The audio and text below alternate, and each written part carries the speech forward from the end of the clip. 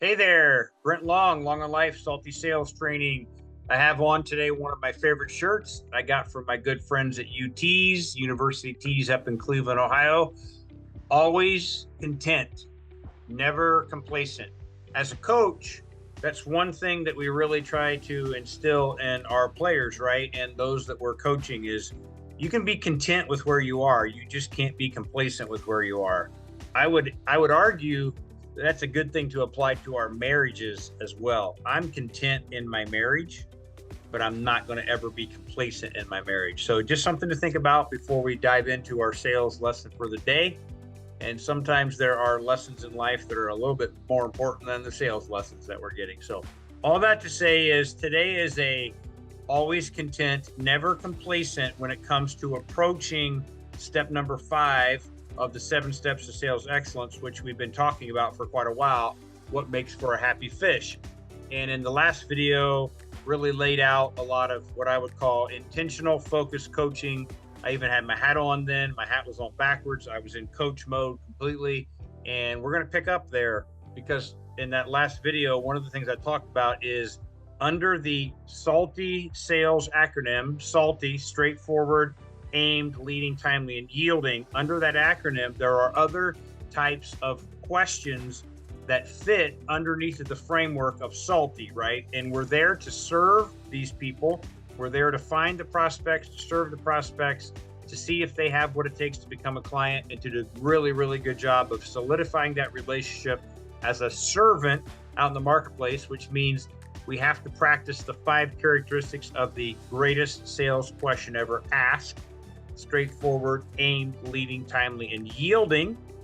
And underneath of that framework are several other kinds of questions that we need to understand the power of asking, right? And I'm going to read a couple things from the screen here. So as you see me just kind of bouncing back and forth, I'm in coach mode because I'm content with where I am, but I'm not complacent. I don't want to just stay there. I don't want to just stay at that level. I want to continue to advance, continue to get better. I'm digging deeper, and I'm really honing in on a part of the sales process right now. It's found in step number 5. Okay. So what we see is, I'll give you an example. In class this morning, one of the things I gave as a scenario in class this morning is who has done a really good job of uncovering the pain and uncovering the gain, uncovering the problems and uncovering the goals, acknowledging and assessing those problems and goals, discussing the implications of those problems and goals, and determining a next step to the point where that agreed upon next step, which a next step is an agreed upon time and topic. The next step, definition, agreed upon time and topic. But you've done such a good job that they have agreed for you to send them a proposal. And so you went back to the office, you put the proposal together, you sent the proposal, and now maybe the chase is on. Maybe things aren't quite the way that you thought they were. Maybe there's some unrealized expectations, or you're out of alignment somehow, right? And you've got to try to figure out how to get back to that next step, even though they now have your proposal, but there was no true next step on what would happen when I proposed, right?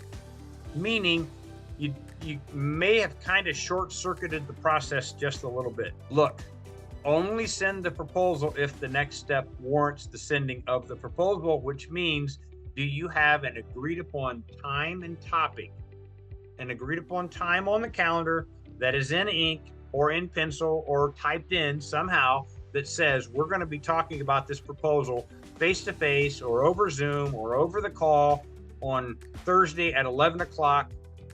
There you go. I got it locked in. We're both in agreement. That's called closure. That's called agreement. Now, the path to getting there sometimes is very, very difficult. Maybe some people are not ready for the proposal, but you want to send the proposal anyway. All right. We're not trying to achieve perfection here. I'm not coaching people to be perfect. I'm coaching people to pursue excellence. And pursuing excellence means we all, myself included, have room to improve, which is why I'm always content and never complacent. There's room for me to improve. All right. One of the things that we can do a better job of as we navigate through the sales process, serving people, caring about people, asking people questions, is we can understand the power of certain types of questions, or what we would want to call questioning styles, right? So here's a few questioning styles that you're going to want to learn how to practice, and you're going to want to learn how to get better at. If you need help in this area, reach out. I'll be happy to help you. If not, if you got this mastered, just skim over this next part and move on, because you're probably too good to get better anyway. All right. One style of question, a discovery question, which is just the way it sounds. It is around the outer surface of this relationship. They are discovery types of questions that require an explanation. It's designed to help get them to open up, to talk a little bit, so that you can tune in and lean in and listen a little bit better to some of the stuff that's coming out of their mouth, which is coming from their heart. A discovery question. A focus question, where you take any aspect of what you've just heard and you focus them to talk a little bit more, maybe at a deeper level, on that particular part of the conversation. You're actually focusing them into a part of the conversation that you want to know more and more and more about, because you're looking for a crack or an indication of pain, or the potential desire for a goal, a gain, right? So the idea is you're trying to focus them in on one of those kind of things. And by the way, I will tell you that in the dental world, in the dental profession, dental hygienists and dentists do this all the time. They examine your teeth, and then they start poking at your teeth with a sharp metal object, looking at anything that looks like it could be an indication of a problem on the surface, and they start picking at it to try to see if they can go deeper and deeper to reveal an issue that you have to solve today.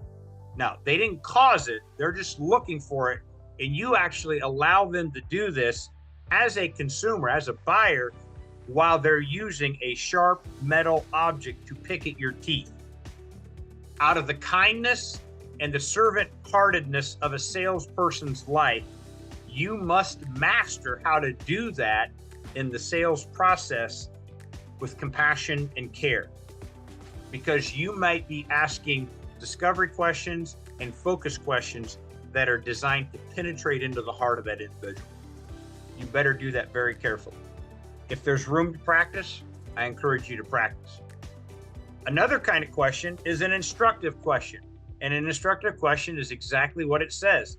It is a question that has information contained inside of it, information that you kind of want to tell them, but they don't want to be told things. So you kind of tell them in the form of an instructive question. Were you aware of the report that's out from LinkedIn that says blah, blah, blah, blah, blah? Were you aware that that's available? Did you see the article in XYZ magazine talking about the greatest initiative on the books, recently on growing business, but whatever that is? Now, you're not telling them specifically that this exists. You're asking them if they have seen it or have discovered it. Have you considered the amount of labor it will cost to implement this process without our help? You just talked to them a little bit about the amount of labor that's going to cost. You're helping them uncover some thinking on their own, and they have to go through a process of dialoguing with you on that, because you're the one driving the conversation and you're the one asking that type of a question. That is an instructive question. Another type of a question would be a containment question. A containment question, again, we're not trying to make this rocket science. A containment question is we're containing the conversation. We're putting our arms around the conversation. It's similar to a focus question, but a containment question is really something that we design so that it can be answered yes or no. And yes and no are both acceptable answers when it comes to a containment question. All right? You're trying to gain control of the conversation by understanding and clarifying and limiting the buyer's answers. You don't want them wandering off into never land and having conversations about things that really don't have any bearing on where you are in the conversation right now. So you try to contain them and bring them back to present day where you are. Yes or no type of question. One of the most popular questions that I use on a regular basis is what I call a summary question, right? And a summary question is that it shows that you're listening. It shows that you've been tuned in. It shows that you've been paying attention to what you've been hearing.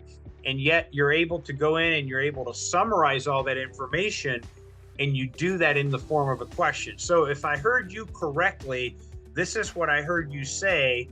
And before we continue on, I want to make sure that you are ready to receive the proposal and discuss the proposal when I run back to the office to put it together.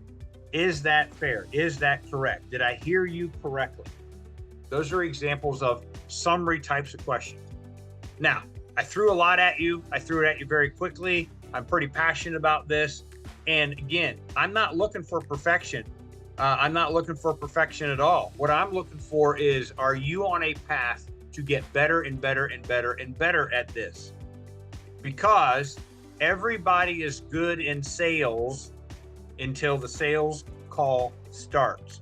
It's just like everybody is good in football before they put the pads on. Practice is what's going to help elevate your game. Practice is what's going to help enable you to be better and better and better at what you do. Your job is to serve people with excellence and be in a position to get paid for that service.